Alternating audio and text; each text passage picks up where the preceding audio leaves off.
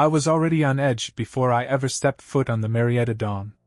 The ship was an old bulk freighter, rust bleeding through her hull like dried scabs on skin. She wasn't pretty, but she was mine for the next 4 months, a contract run from the Philippines to South America, through the endless blue desert of the Pacific.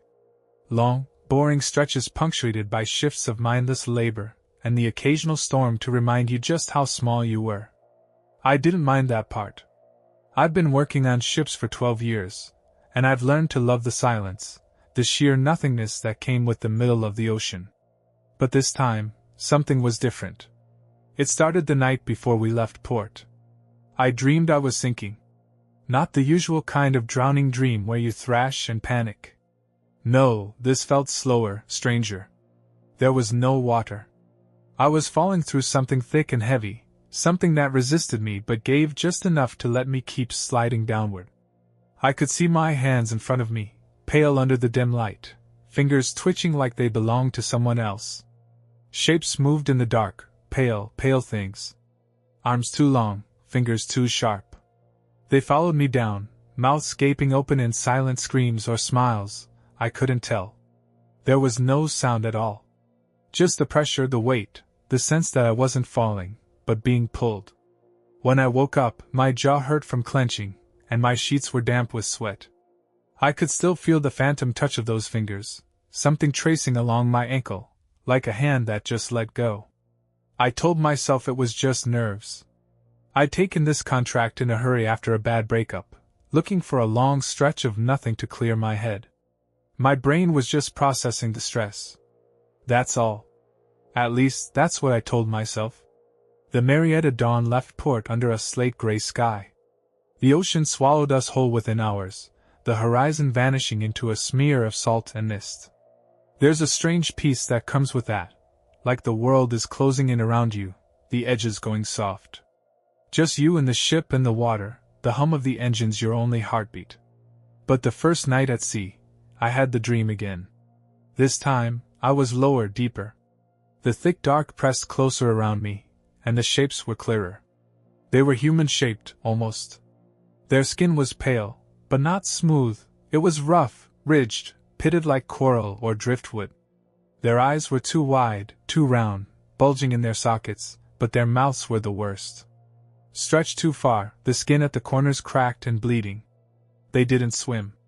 They just hung there, twitching slightly, as if held on invisible strings. One of them reached out, fingers brushing my face. Its skin was freezing cold, and the touch left a burning, numbing sensation like dry ice. It opened its mouth wider and wider until I thought the skin would split all the way up to its ears. Then I woke up. I didn't scream. You learn not to scream at sea. Superstitions die hard out there, and you don't want to be the one to bring bad luck. I just sat up in my bunk, breathing hard, staring at the riveted steel ceiling until the trembling in my hands stopped. That was the second night. The third night was when I saw them for real. The third night was calm, the sea a black mirror, barely a ripple under a heavy sky. There was no moon, just a smudge of starlight behind the clouds, and the only real illumination came from the deck lights bleeding weakly into the water. I wasn't on shift, but sleep felt impossible after the dreams. The bunk room felt too small, too close, so I took a walk to clear my head. The Marietta Dawn was an old ship, and her deck groaned and popped with every shift of the sea. I could feel the steel vibrating under my boots, a slow pulse that never matched the rhythm of the engines. That was when I saw them. At first, I thought they were dolphins. We'd seen a pod off the port side that afternoon, chasing the ship for fun, arcing and twisting through the water. But these didn't move like dolphins. They didn't break the surface or splash. They just glided, just beneath the water, too close together and too smooth. I leaned over the railing, squinting down into the dark. There were dozens of them. Pale shapes, just like in my dream. They weren't quite human, not up close. Their limbs were too thin, too long, the joints slightly wrong, elbows bending just a little too far, fingers tapering into something that wasn't quite bone and wasn't quite fin. Their skin was the color of something left too long in the sun, blanched and rubbery, stretched tight over the angles of their bones. They swam, if you could call it that, just under the surface, keeping pace with the ship. I could see their eyes, wide and round, rolling slightly in their sockets as they stared up at me. Their mouths hung open, teeth small and irregular, not sharp but wrong, like broken coral, too many packed in too tight. I wanted to call someone. Another deckhand, the watch officer, anyone. But my mouth wouldn't open. My hands were locked on the rail, my knuckles bone white under the thin deck light. I just stood there, staring down at them, and they stared back. Then, in perfect unison, they dove. No splash. No sound. Just a ripple spreading outward, swallowed by the darkness. The sea was empty again. I didn't sleep that night. The next morning, I asked around, casual, trying not to sound like I was losing it. Most of the crew were Filipinos, seasoned guys who'd been at sea longer than I'd been alive. Superstitious types, sure, but they knew their waters. I figured if there was some kind of deep-sea creature out here, they'd know about it. But nobody had seen anything. Flying fish, maybe, one guy said, shrugging. They skim under the water like that sometimes, just under the surface. Another guy laughed. Or maybe you saw the Aswang Daggett. I must have looked confused because he leaned in closer. Sea spirits. They follow ships sometimes, especially ones with bad luck. They say they live under the waves, waiting to pull down souls.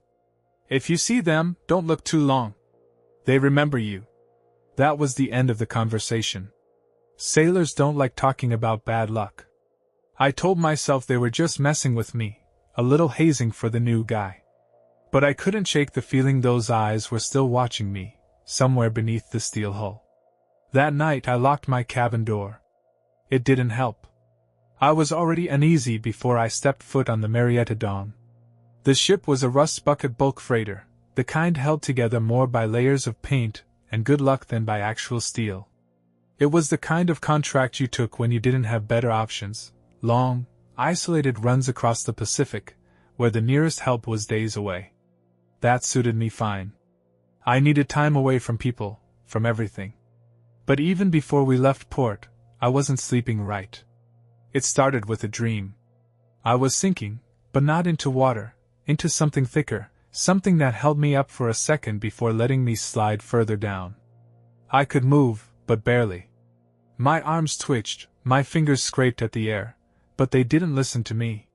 Shapes floated alongside me, pale and almost human, but stretched and twisted like something the sea had worn away over time. They didn't swim.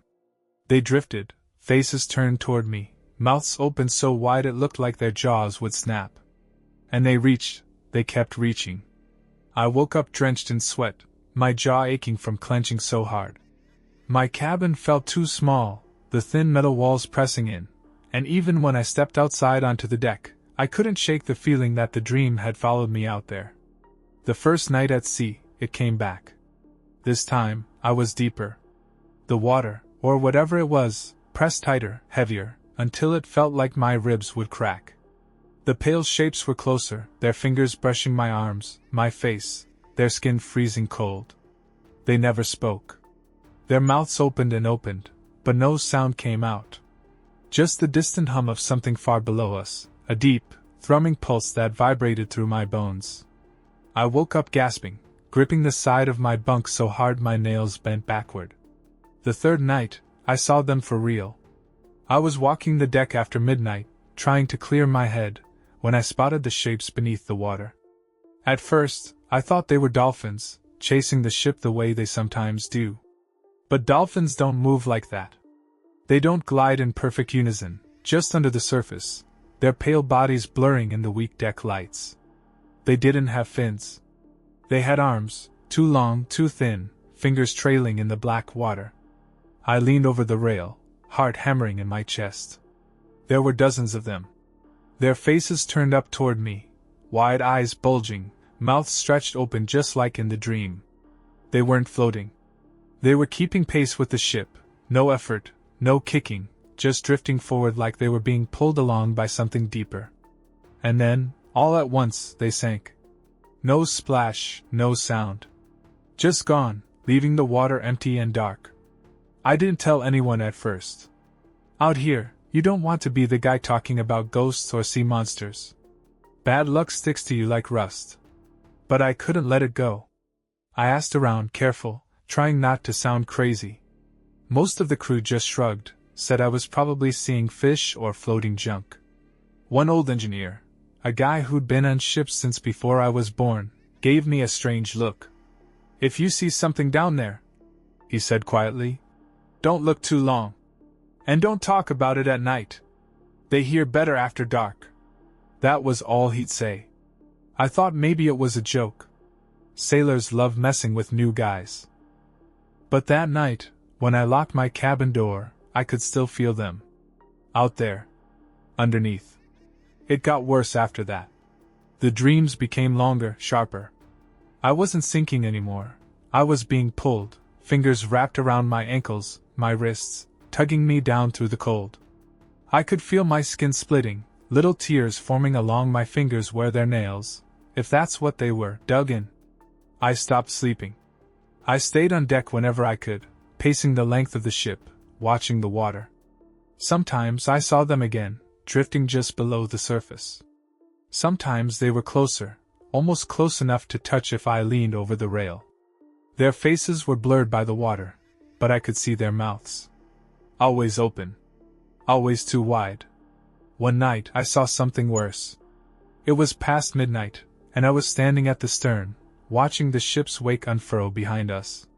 The water frothed and boiled, churning with phosphorescence, little sparks of light spinning in the dark. And then they rose.